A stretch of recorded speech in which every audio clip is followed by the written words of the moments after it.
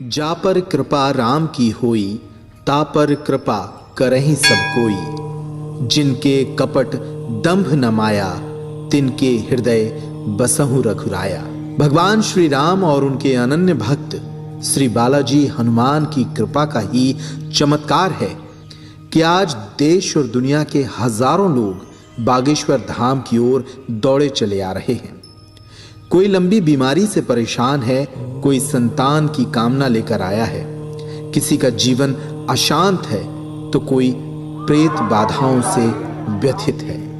मध्य प्रदेश के बुंदेलखंड में स्थित संत धीरेन्द्र कृष्ण का आश्रम छतरपुर जिले के ग्राम गढ़ा में बागेश्वर धाम के नाम से प्रख्यात है।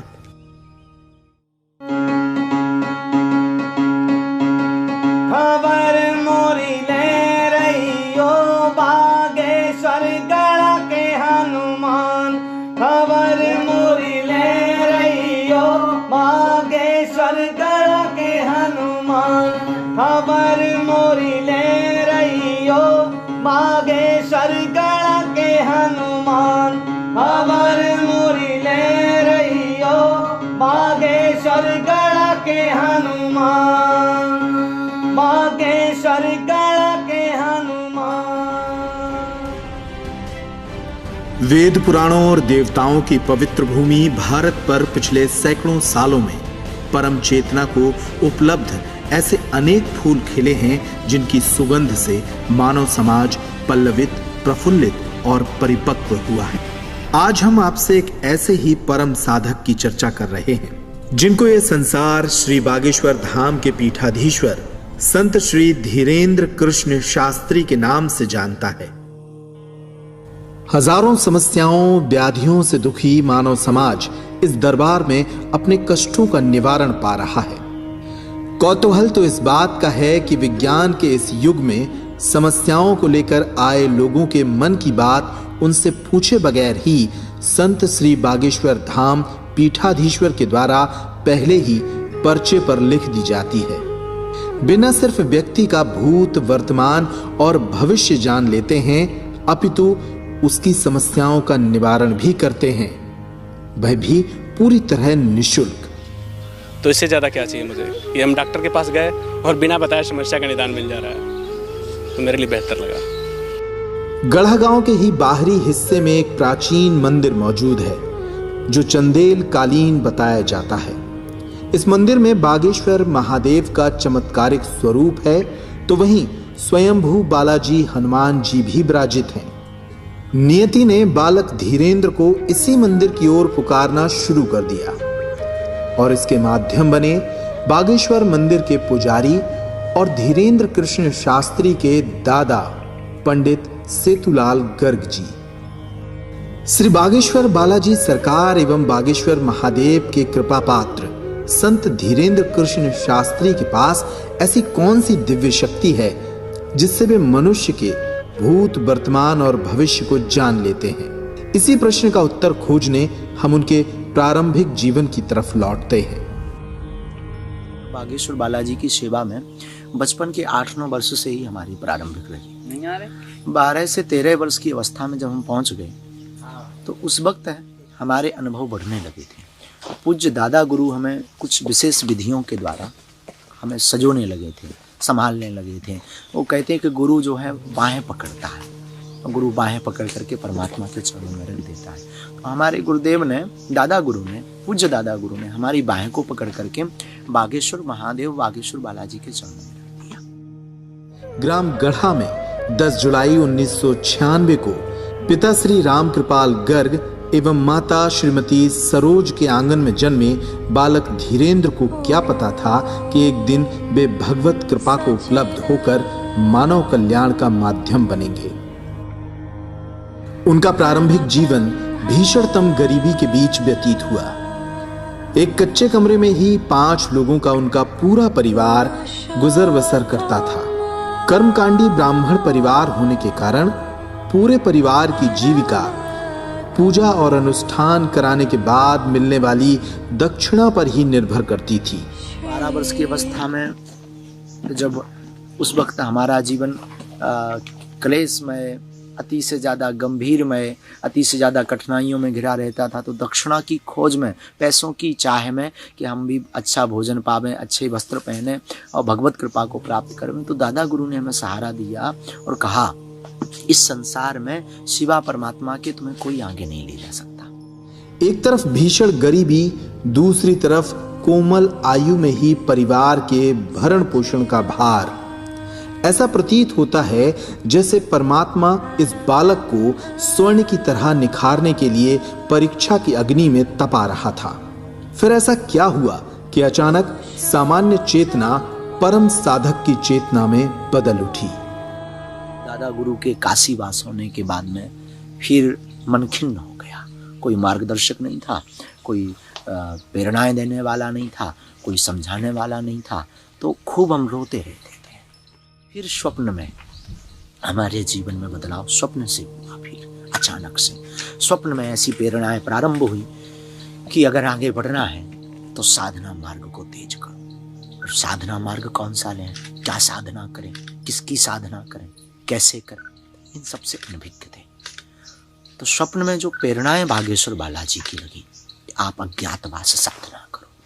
अज्ञातवास साधना से ही संसार की कठिनाइयों को पार करके आप लोगों के जीवन में एक ऊर्जा, एक प्रकाश प्रकाशित कर सकते हो। इस भावना का मन में 2-3 बार स्वप्न, एक आध बार का स्वप्न हमारे मन में लगा कि मन की कोई तरंग होगी, मन का कोई भाव होगा, भ्रम होगा। माता जी को हमने बताया, पिताजी को भी बताया। पिताजी हमारे फिर काम थोड़ा देखने लगे थे, पूर्णतया स्वस्थ थे, काम धाम भी देखने लगे, तो माता पिताजी ने कहा कुछ नहीं, स्वप्न है, आते रहते हैं, उनको दिल हृदय में नहीं लेना चाहिए। हमने कहा, फिर लगातार दूसरी बार आया, अज्ञातवास करो। फिर तीसरी बार आया, अज्ञातवास करो। अब वो अज्ञातवास से हम अनभिज्ञ थे। अज्ञातवास है क्या? खोज की तो पांडवों का अज्ञातवास हमने पढ़ा।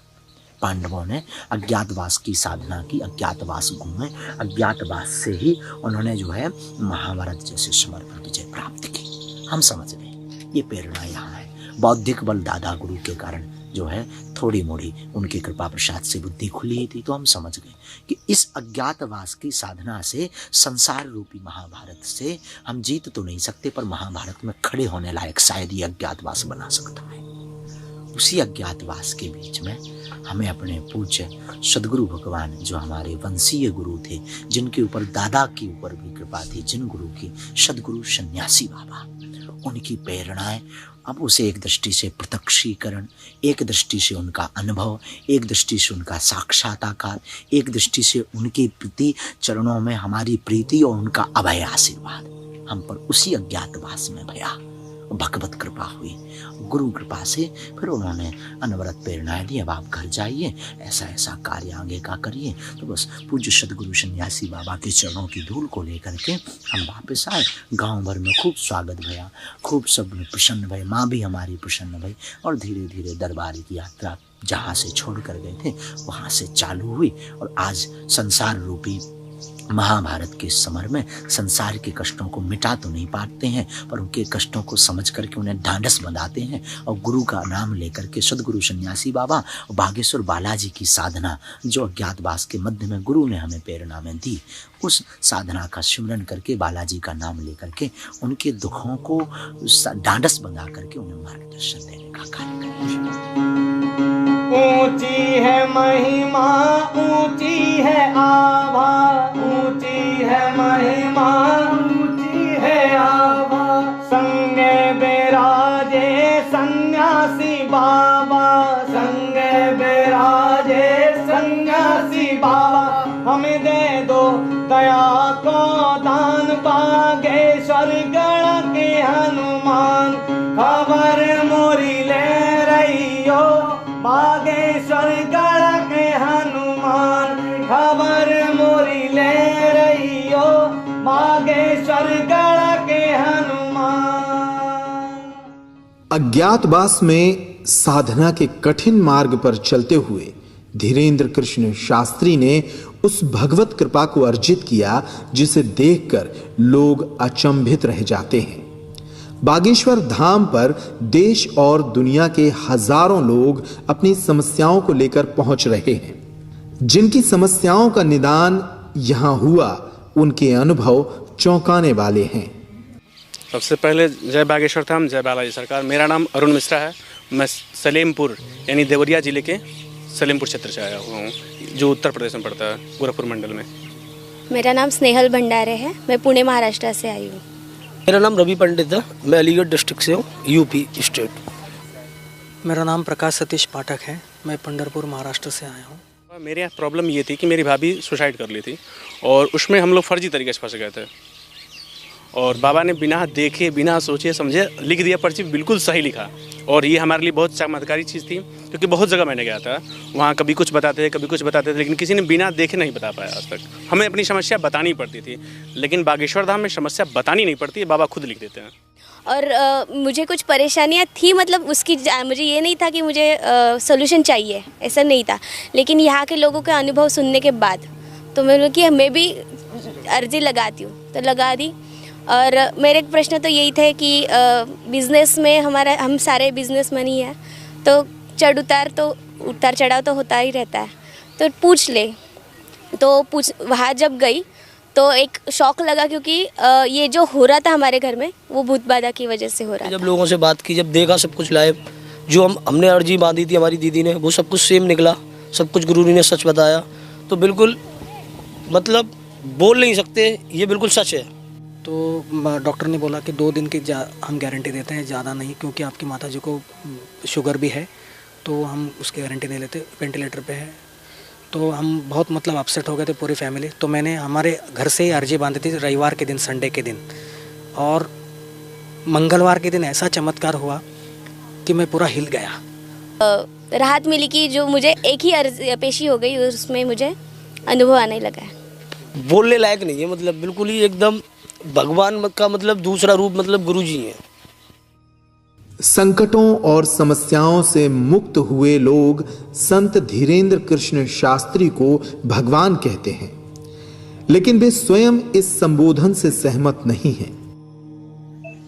ये पूर्णतया गलत है। हमारे लिए गुरु भगवान हो सकते हैं, वो उनकी अपनी मान्यता है, पर इंसान कभी भगवान नहीं बन सकता है। पुरुष बन सकता है, महापुरुष बन सकता है, सिद्ध बन सकता है, ज्यादा निपुणता आने के बाद गुरु बन सकता है, परंतु कभी भगवान नहीं बन सकता। अपनी शक्तियों को वे बालाजी सरकार की महिमा के सिवा और कुछ नहीं मानते। श्रद्धालुओं की अपार संख्या यहां अपनी भावनाओं को लेकर पहुंचती है। उनकी समस्याओं का निराकरण तो निशुल्क होता ही है, बल्कि मां अन्नपूर्णा की कृपा से प्रतिदिन चल रहे भंडारे में उन्हें प्रसाद भी निशुल्क मिलता है। एक सामान्य मनुष्य से साधक बने संत धीरेन्द्र कृष्ण शास्त्री के जीवन की ये कथा अब नए संकल्पों के साथ आगे बढ़ रही है।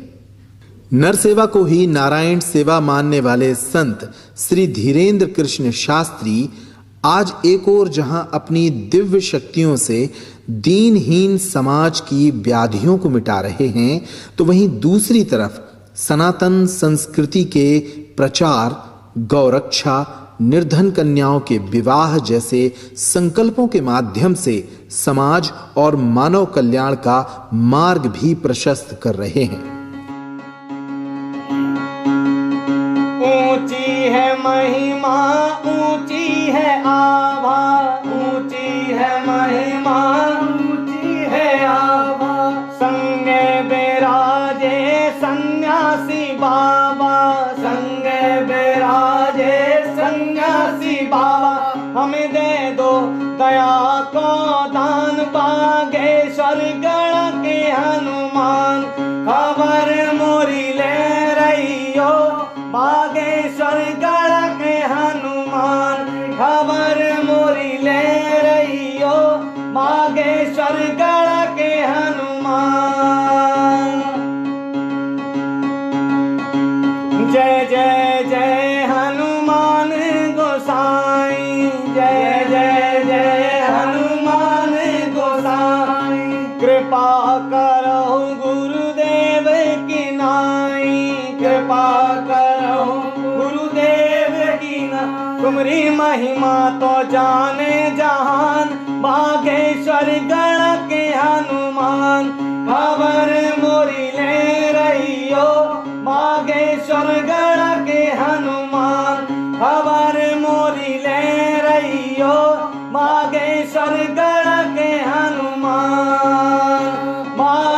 स्वर्ग